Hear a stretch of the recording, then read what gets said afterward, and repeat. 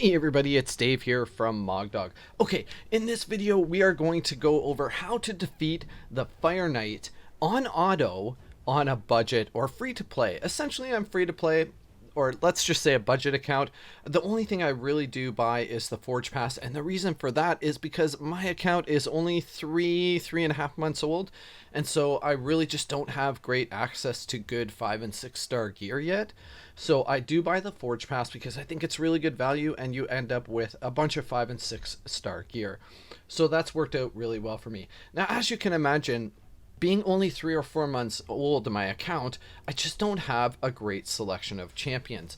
And there are a lot of great Fire Knight videos out there. I don't want to take anything away from any of the producers of any of those videos, but in a lot of them, what I found was that they say, oh, this awesome legendary here, or this really cool epic here will get it done for you.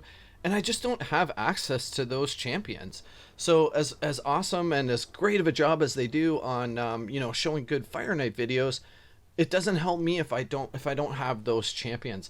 So what I wanted to put together was a video on how to beat the Fire Knight on auto on a budget. So if you just don't have these killer champions. So I'm going to show you a great build to do at least level 14, because if we want to get our Arbiter, which I'm sure we all do, we do have to be able to beat the Fire Knight on auto. One of the missions here is clear stage 14 or higher of the Fire Knight's castle 10 times on auto. And later we're going to have to be able to do that on stage 20 on auto.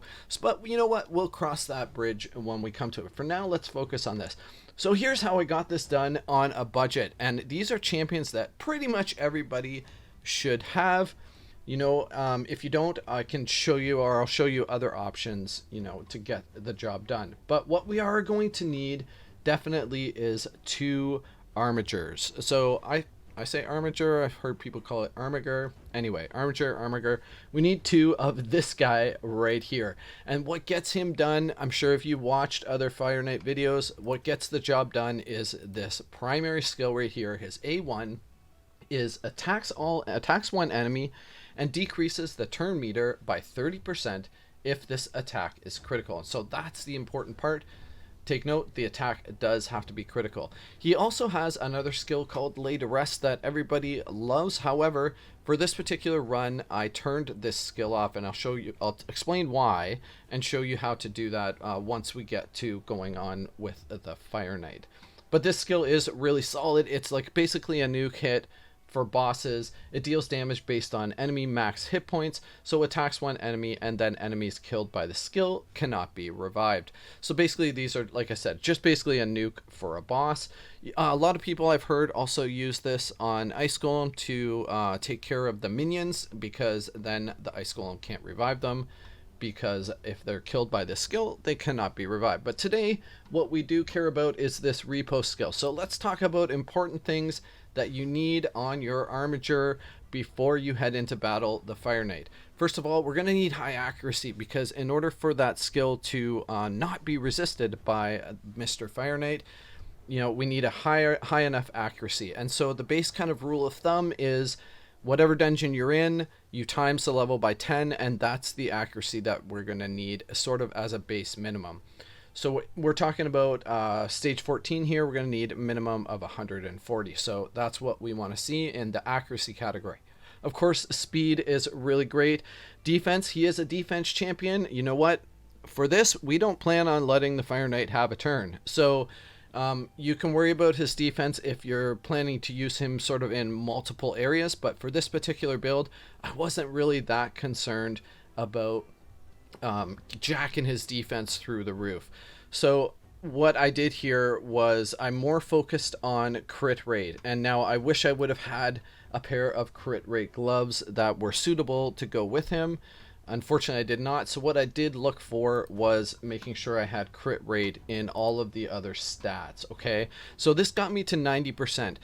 Ideally, you want 100%. You don't want to ever not crit, because that turn meter reduction is reliant on the hit being a critical hit. 90% gets the job done for me.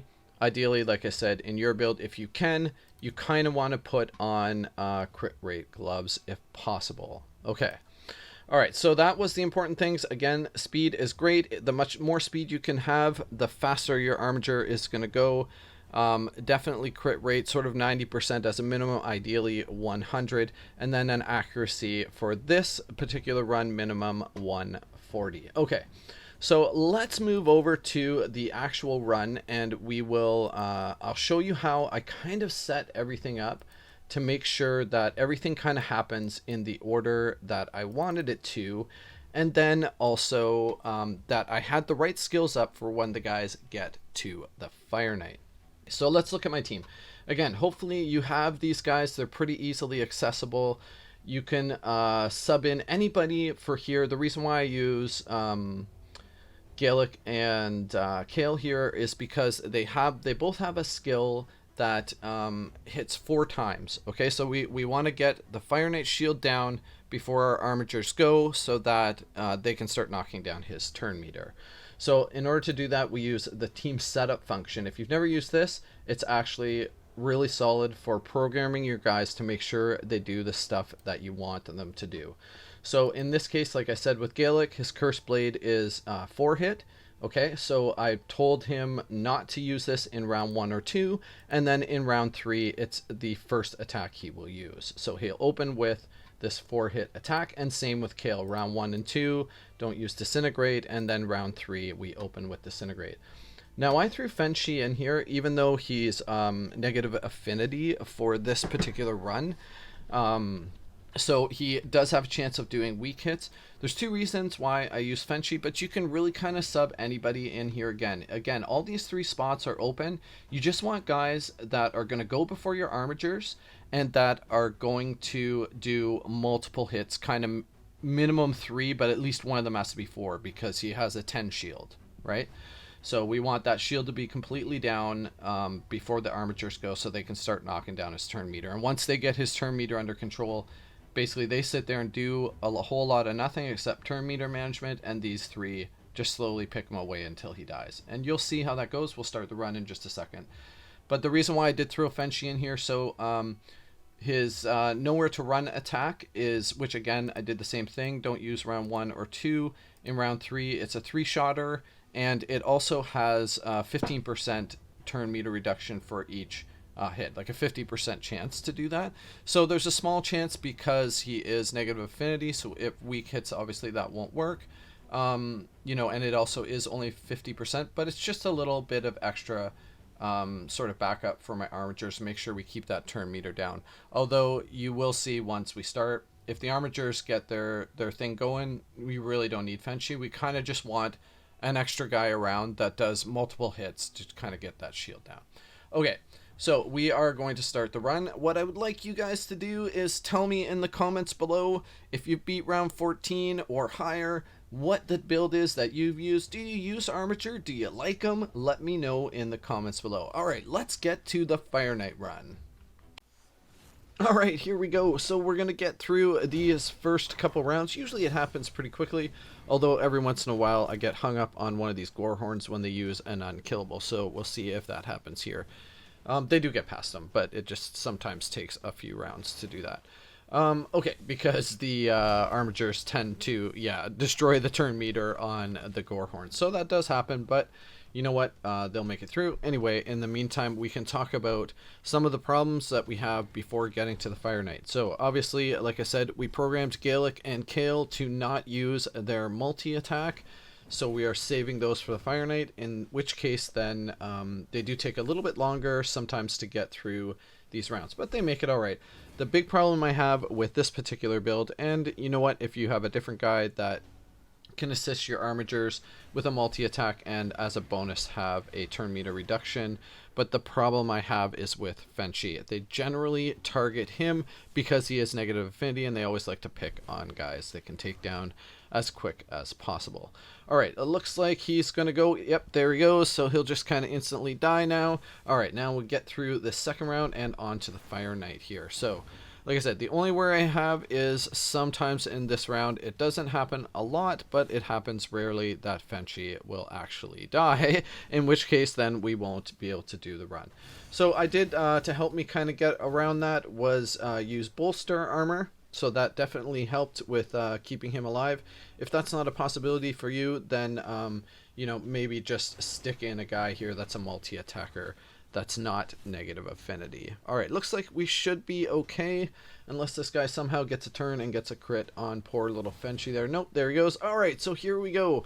So Gaelic's going to do his 4 attack, followed by kill, and here we have Fenchy shields down, and now we're just going to manage that turn meter all day long with our armigers. So it takes a little while because they kind of just have to pick them down a little bit at a time, but the armigers will not let that Fire Knight have a turn, and that's the whole goal here.